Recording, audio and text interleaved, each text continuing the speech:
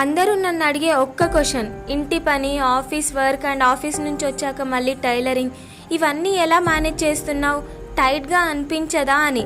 కానీ నాకు అర్థమైంది ఏంటంటే బ్యాలెన్సింగ్ అంటేనే పేషెన్స్ అని. రెస్పాన్సిబిలిటీస్ రోజు రోజుకి పెరిగిపోతూనే ఉంటాయి.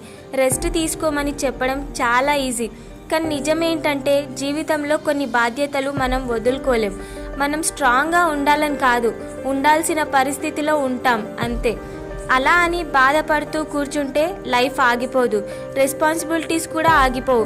ఏడుస్తూ ముందుకు వెళ్ళడం, భయపడుతూ పని చేయడం, పడిపోయి మళ్ళీ లేవడం, ఇవన్నీ వీక్నెస్ కాదు, ఇదే బలం. ప్రతిరోజు గెలవాలని కాదు, ప్రతిరోజు స్ట్రాంగ్ ఉండాలని కూడా కాదు, పడిపోకుండా నిలబడటం, ఆ రోజుకి అదే చాలు. మీకు నేను చెప్పింది కరెక్ట్ అనిపిస్తే ఎస్ అని కామెంట్ చేయండి, అని మన ఛానల్ని సబ్స్క్రైబ్ చేసుకోండి.